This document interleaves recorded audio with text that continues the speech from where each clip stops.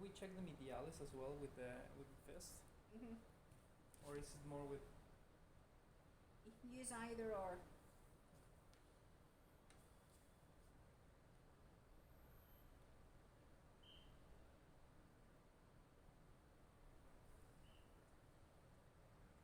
Just relax the leg.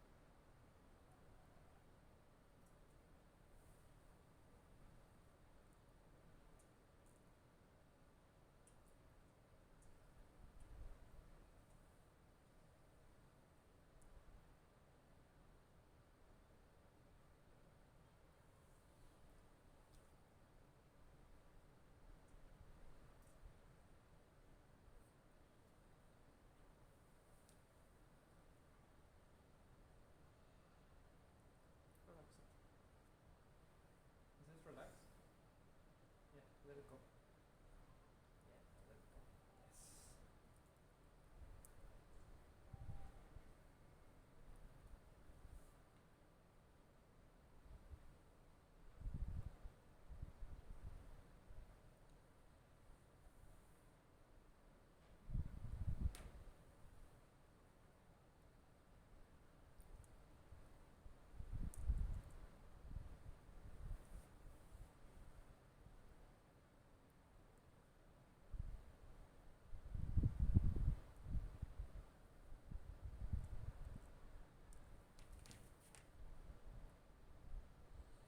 Okay, I'm gonna put the lock here and let it go slowly down. Slowly.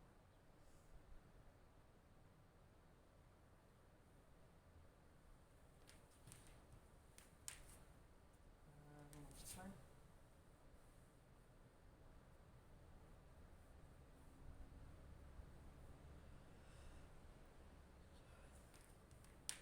Okay, so your lock on at the side should be hooked in, and you should be making a Ah. fist. If it's on the top, you use your forearm.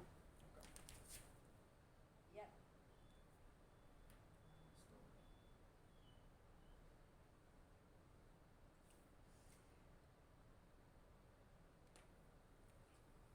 What did I do? Now just do it again. You look concerned. Yeah.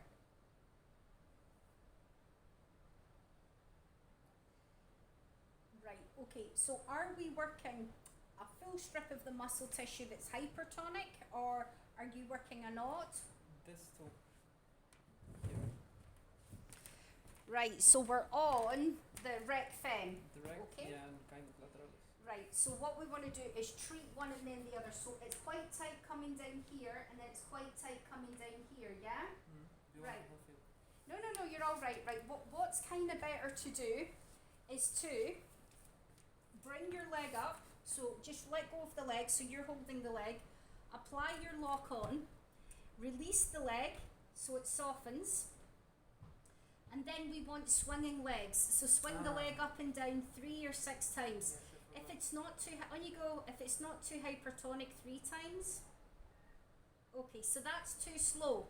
It needs to be a faster motion whilst you've got the lock on. Okay, so it should be like this: 1, 2, 3. Okay, if it's super hypertonic, 6. If it's a little bit, just do it 3. Okay, so let me show you again. Right, I've got our leg. We've got the lock on, and let go. Okay, that's it now. On you go. 1, 2, 3, 4, 5, 6, and relax. As she relaxes, you take the lock off, you bring the leg up, and you reposition the lock back in front, just where you're going to strip the full thing. Relax down. Okay, 1, 2, 3, 4, 5, 6, and relax. And so on and so Yes, on. yes, I completely. Okay. And for the side, for the lateralis, we use this, right? That's it. So make sure the leg's up again. That's it. Get your hook on. Now, kind of bring it more into the side. That's it. Of you. So you're in here. Hook on. Our leg can just flop down. Just let it go down. That's it. Okay, go. 1, 2, 3, 4, 5, 6, and relax. Take your hook off. Bring our leg up. Reapply the hook further down. Relax it. Further down. That's it. Let go of the leg. And again. So this is swinging legs. And go. 1, 2,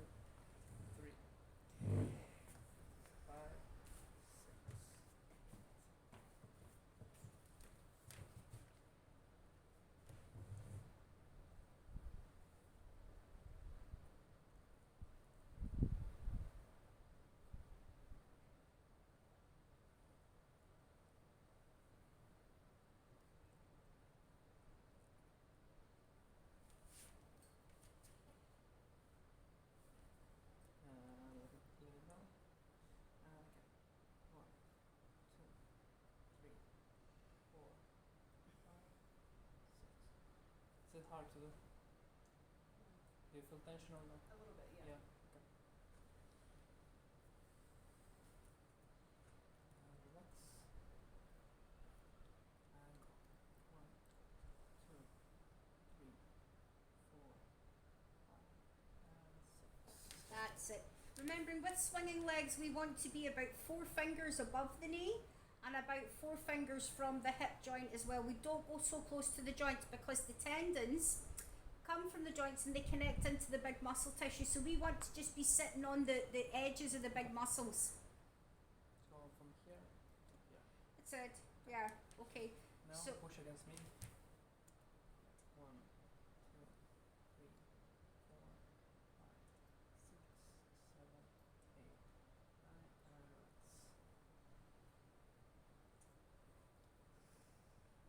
That's it. So when you're writing your case studies, you can talk about you took it into muscle energy technique, you counted the client down for 10 seconds, you then had a window of opportunity to then further strip into the rectus femoris. You continued stripping with a passive movement, a loose fist, until the area softened a bit more. Or if it didn't soften after 45 seconds, I then took her into another MET, carried on, finished with an RI technique. It's that type of thing. I can send you some sports massage case study reports anyway if you need to see examples of what it is that they're looking for. Don't That would worry be- about it at all. Yeah, I just don't want to do like last time. Last time I put too much Yes, detail. yeah. I was explaining. It was like cooking. Enid Blyton. It was like cooking, yeah. He was But like J.K. 50 J.K. Rowling. I was up for about a fortnight reading all this information. It's better like that than not having enough. It was like 40 grams of loose fist, followed by putting your legs back in the proper position, then straighten your back, then going down. No, like not too much. And this was after cutting. Elaine said, no, that's too much. I'm like, okay. Yeah. Better than too little. Better than Exactly, too yeah. little, you know. At least you know that I was racking my brain trying to put everything. Yeah.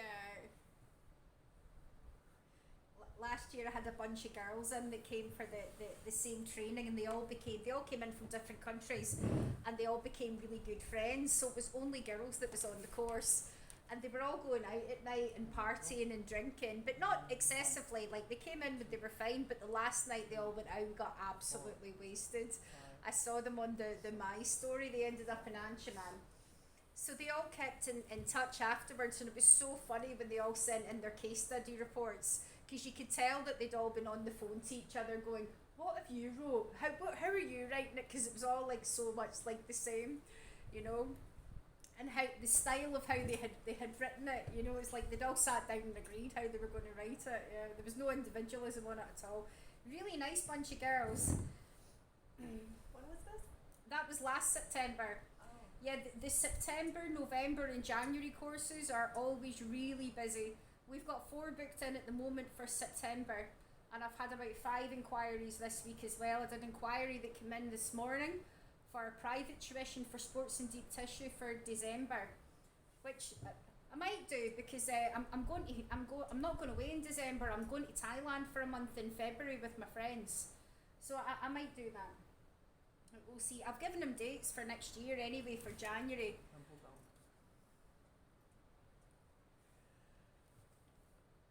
And it's funny because last year as well, I had students contacting me again for courses in December, because you think that December's not, because it's on the run up to Christmas, it's not going to be such a great time. But I remember I had 2 asking for private tuition for the holistic diploma, and I just knocked it back because I'd done a lot of work in the November.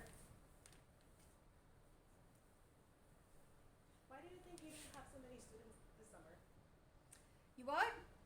Why do you think you didn't have so many students this Well, summer? we've had 5 altogether, okay? So there's 5 over 3 weeks. So last year we had 2. So we had 1 girl from Australia, and then we had one girl from Tenerife. So there's 5 this year, and it's the people coming to Tenerife for the summer school. It's not actually the time for education. Like my friends that are all teachers, or they're all doing retreats, they're all in Bali at the moment, or they're in Italy teaching or doing retreats there. because just now over like July and August, June's low season, July and August is high season, but it's high season for like British families that want to come in and go to the Siam Park or the boat trips or that type of thing. It's just not the type of people that come here. So for those of us that live here and work, even if they don't go to Bali or they don't go to Italy to work because it's high season there for education and retreats, then a lot of people just take time off. Like this would be their holidays and they would go to Scotland or they would go, like I've just been to Ireland, they would go to Ireland or England or whatever. Okay there? Should I move it? There? I think up a little bit. Yeah, that's better. Are you comfy there?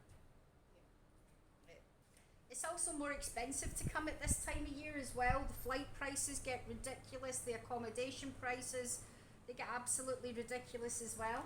September's a really good time to come. The flight prices in September are like the cheapest all year, and the accommodation as well, it's really cheap. November's really expensive. So it just depends. It goes up and down here. You get used to it once you've been here for a while. Like, but before I started getting into teaching, when I just worked as a massage therapist, I used to really worry at like the end of the end of Easter on that run up to September, because that's your quiet season as a massage therapist. Even when you're working in the hotels, like the people that come, they want to spend money on, it's a big drinking culture, so it's partying. The Siam Park's a big one, jet ski safari, boat trips. It's not really the market for the massage therapist, but then come the end of September, we get a lot of people from the Scandinavian countries that come in, so we'll be hit more with like the people from the Netherlands, from Belgium. There's big population. The people that come from the cold countries like Sweden, Latvia, the Italians have really taken over in recent years as well. So it's really big for the people from Italy. It never used to be. So it's just how it moves. It's just the culture of it. But as you get older, you appreciate the downtimes. Relax. Just let relax. Is that relax?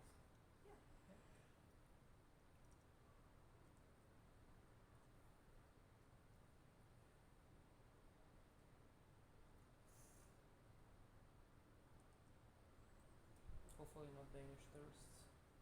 Sorry? Hopefully not Danish tourists.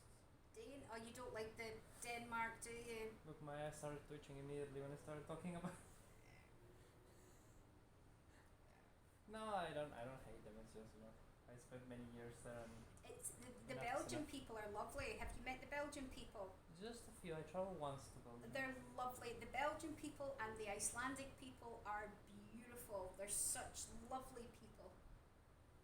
Is it cold over there? Freezing! That's why they call it Iceland? Yeah, it's It's part of absolutely Denmark, yeah. Baltic. It's cold. Yeah. Very cold.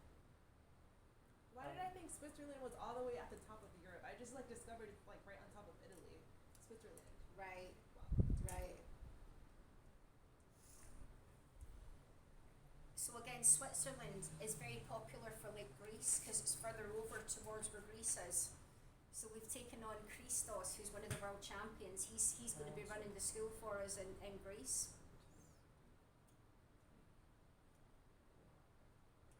And relax.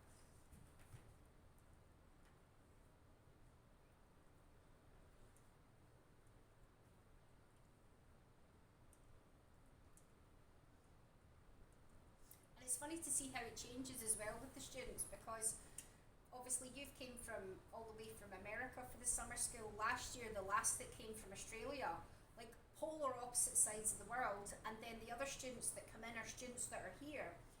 Normally in September there'll be no students from here, there'll be no students from like majorly far away places. It's all other people that are around like Spain or France or Italy, or coming in from any of the other places that are kind of nearer, you know. But again, the weather starts to change in their countries, so they think, oh, that'll be quite nice, I'll go to Tenerife because it's nice and warm there.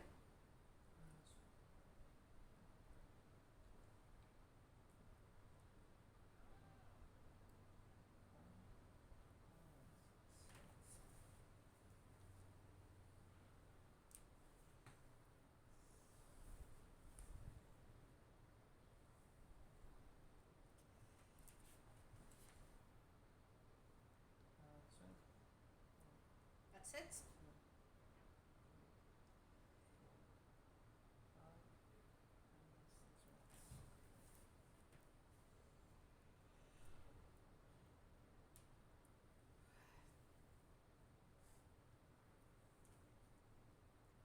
And what things can you eat at the moment? Because you said you like ice cream, so I cannot get you ice cream because you said, it's No. dangerous. Well, I'll be breaking my rules when I take you guys out for dinner. If we go next Friday, I've not said to Eugene yet. I'll speak to him over the weekend. Because the place we go to does great pizza. So there's specific things on the menu that I'll get, and I'll just get them to put it on the table, and then you can pick what you want because it's nice. Do you like fish, Kaylin? You like fish? Yeah. Do you like I fish? love sushi. Sushi, okay. I don't think they do sushi. But they do very good fish. So they'll do like a fish of the day, and you can see it all on the counter. So you can actually pick a fish, and they're great. My friend, when I was there a few weeks ago, it was disgusting. I don't know how she ate it. They cooked this fish in like butter, and it was just like drowning in this really disgusting butter. It was horrible. She liked it, but it was not good. I like to cook fish in butter, but a bit not too It much. was like drowning in butter. It just tasted actually like butter with fish in it. It was yuck. Like if you make salmon with a bit of butter and some lemon and garlic and a bit of salt, then for me that's very tasty. Have you ever tried Chateaubriand? Do you like meat? Do you eat meat? Yeah, I do. Do you eat meat? It's Argentinian. Of course. What I might actually get is because there's loads of us. There's this dish that they do called Chateaubriand, and it's like big pieces of fillet steak with loads of potatoes and vegetables with it. Me and my mate got it one night, and it could have fed like 3 people. There was just that much of it, and the steak is just beautiful.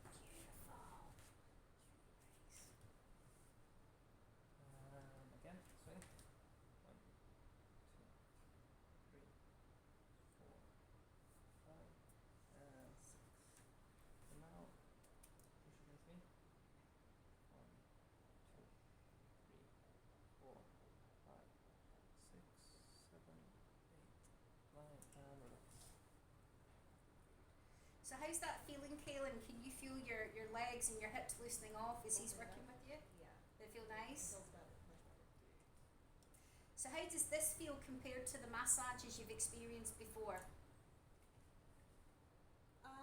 Like in here in class? Yes, when Mikhail's working with you, does it feel a lot more in depth than Oh yeah. that's much good. more like in depth, intimate, slower. Yeah.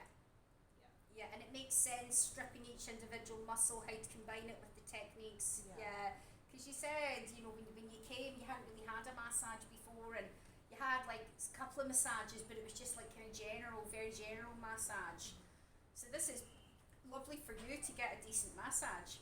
It'll make you feel so much better. I get ill if I don't have a massage like every 6 weeks. Yeah, I've got to have a massage. I'm actually due to get one pretty soon.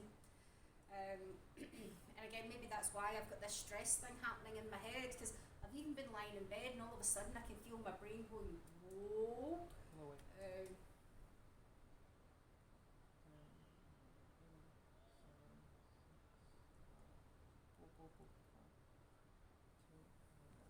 Can massage cure you of any diseases? I Yes. believe that it's one of the things, again, that's amazing and magical. If you're always loosening the body off, right, that it can absolutely, with the correct techniques, the correct creams as well. Like I'm a great fan of Ayurveda massage. One of my best friends for many years here was Raju, and he grew up in an ashtang in India from the age of 11, and he had no professional qualifications whatsoever, but the incredible power in his hands. And so from being in the ashtang from the age of 11, there was no education, but I love this. Every day they were taught vegan cooking, meditation, yoga, and how to massage and pray. And he had the most beautiful eyes. Like, again, his heart was just so good. He had the most incredible expressive eyes, but he's such a deep soul. He was so old. He was younger than me, but it was like talking to an old man. But I swear to God, like some of the times that I went to see him, the pure power he had in his hands. I remember there was one time I'd had some stuff going on, and I'm not really a crier, and I had held it in, said he knew. He just said, "Come and see me for a massage," and I went, and I swear to God, I erupted. He just moved. I was holding it for such a long time here, and I was bawling and crying, and I hated the fact I was crying in front of him. And but I felt about 10 stone lighter after that. So yes, I do think massage can be absolutely amazing if it's done in the correct way, and it can cure you of conditions, ailments, because stress is a massive factor to why you get ill. I think it does, but from a different perspective. Like, I do agree that there are many things we can add up to the knowledge. Like, for example, if you include feng shui, if you include the orientation and the astrology and the smells and the, like you said, Ayurveda, or if you add, there are million philosophies and things. And Yeah. one of the ones I'm studying is the biodecodification, and talks about how from your spirit comes, let's say, a lesson or something that you need to listen to. If you don't listen to it, goes, let's say, to your emotional field. If you continue to not listen to your emotional field, then it gets to your auric field. Then when your auric field gets full, then it goes to your body. Yeah, That's when you get sick. What Yeah. is it called? Biodecodification. I gotta look into that. It's basically, I have a book in English. I can send to you the PDF from Louise Hay. She's great. Oh, she's wonderful, Yes. Louise Hay. I've read some of her books as well. It's She's a great lady. The way of living, even if it's, let's say, not completely accurate, the way to face the world is great that she has. Yeah.